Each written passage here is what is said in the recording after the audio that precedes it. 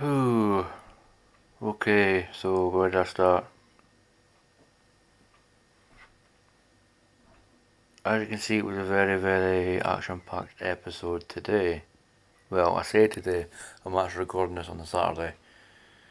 Because I had trouble Thursday, Friday, trying to find the episode. Only to remember that there's something to do with the English dub. But I managed to find the Japanese one. So, I've just realised I've copied two reference pictures. Bear with me a second. Right, it turns out that good old Rem and I can't remember the bow hero's name. Actually made it in time to help out with the fight against the Pope. But the thing is also there was the Pope brought up the Pope brought up that Melty truly is the next queen because she showed that she had studied everything about the weapon that he's using now. Now, what this weapon is that he's holding is a replica of one of the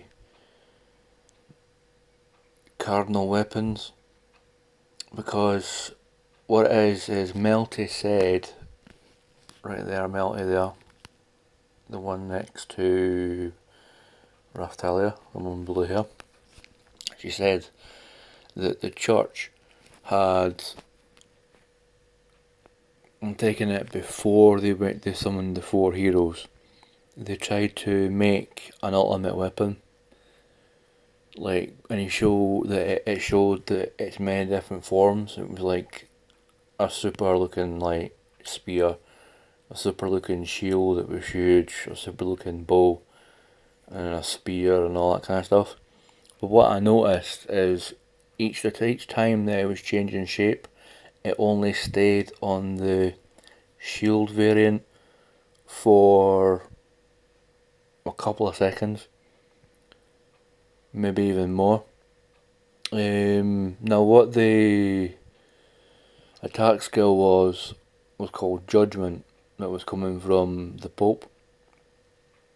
Now when they're trying to fight back and hit him, he's got this powerful defense force field that kinda completely nullifies everything. There's a moment also that obviously they're thinking they're doomed and everything, but at the last minute the sword and bow hero come in and make it in the nick of time. They obviously meet back up with the spear and the Sheild Hero, and the spear hero's got a look in his face as if to say, "Wait a minute, you weren't killed." And Rem turns around and goes, "Don't assume that we were. We survived the attack." Obviously that's where it came from, as you remember from a previous review video, that the bow hero, this guy here, sorry if it's a bit blurry, noticed that there was a noise and he's like, "What's that?" And he looked up at this hole in the ceiling, or the cave, and I'm pretty sure now who did that. It was the Pope, because you can see how he's really going all out here in the top part with the shield part, and he's basically relying on his ultimate weapon too much. So they work together and they manage to get to this point where Rem jumps above the Pope's shield. Well, I say above. They break through it, and then he jumps up and then kind of tries to hit the Pope head on with his sword.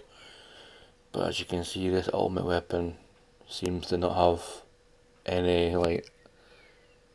like gaps in its defense. So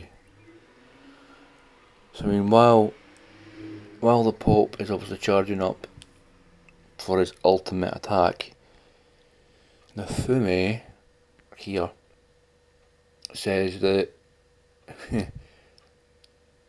yous are not all getting off scot free. Yous are all guilty, and he brings up the point about the sword hero and the bow hero doing all the stuff that they did, like not properly killing that dragon, and ousting the leader, well, the lord of the region that made the people that Naofumi come across live in abjective poverty.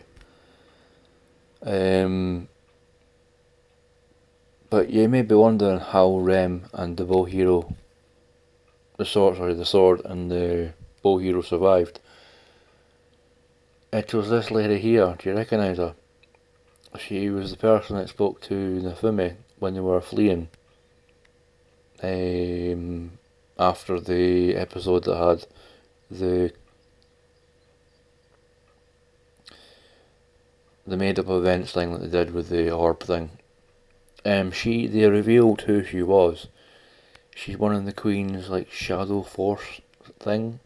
Well, as I says, in my eyes, the Queen's Anbu Black Ops. They did. Well, the Pope did also call out Princess Melamark for doing what she's done, and that triggered off a whole kind of argument between all the heroes, saying that Melty also realised, and she kind of backed Naofumi up when what he was saying in her own little way, that Princess Melamark, mine, she had fallen in with the church, and basically was doing their bidding, subconsciously, and that's obviously why in the episode that she's like, "No, you're lying," because she was actually brainwashed. I'm thinking by the church, and they actually call the Spear Hero out on allowing mine to wrap him around her little finger, and I'm like, finally, she's being brought to point about her stupid behaviour. They did show a united front though, but Naofumi was just obviously gonna say that I'm only doing this to stand against this foe, as in the Pope, because he was using like all of his followers. You can see them in the background behind him there. Now he's amassed quite a big force, so he can use a lot of mana, but as he was doing it, quite a lot of them I noticed were losing their mana. So Naofumi turns around and he says, "I'm only doing this for fitoria," which made him feel happy, obviously. And he turns around to Raftalia and goes, "We'll work together to deal with this foe." And the Pope says something like, "You're fighting between yourselves in a moment like this. If you all side with the devil of the shield, you will die along with him." And I'm like, okay. And near the end of the episode, I felt a sense of dread coming over me, because the set piece of the episode is the Pope in this show, setting up his ultimate attack. Now what he does is he fires off a very powerful spell into the sky above them, which it turns purple but then turns orange like that black hole that NASA recently found, and it kind of gets really really big, and obviously it's like gets closer and closer, and then he says something in Japanese that I wasn't paying attention to, and he pulls off his massive attack, like ultimate attack, and the Pope called it Cathedral. And obviously you see the walls coming down around our group of heroes, and now they're trapped. And it ends on Naofumi just staring up at the Pope, who's surrounded by his ultimate defense magic attack thing called the Cathedral. And I'm like, how are you gonna get out of this, you guys? Not to mention that the Queen's on her way as well, so she's probably gonna help out when she gets there. If she gets there on time, but hopefully she does. Also near the end of the video, before I finish, I would like to bring this up. The English dub for the episode that I've just watched in Japanese will be on May 29th. The 20th will be on the 5th of June. The 21st will be on the 12th of June. On the 19th of June we'll have the 22nd episode. The 23rd episode will be on the 26th of June.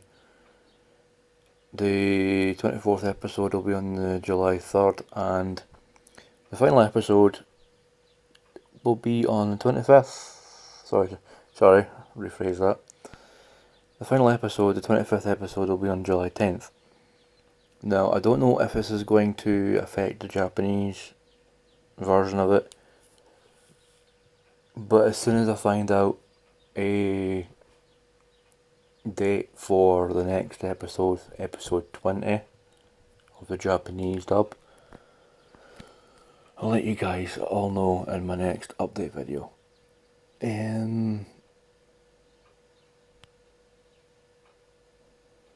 It's kinda another 2-part episode. It's also going to be a 3-part episode, because episode 20 is going to be the next episode in the fight.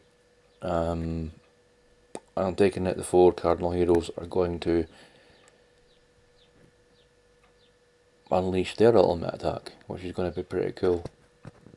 Yeah, so anyway, see you guys whenever the next episode is.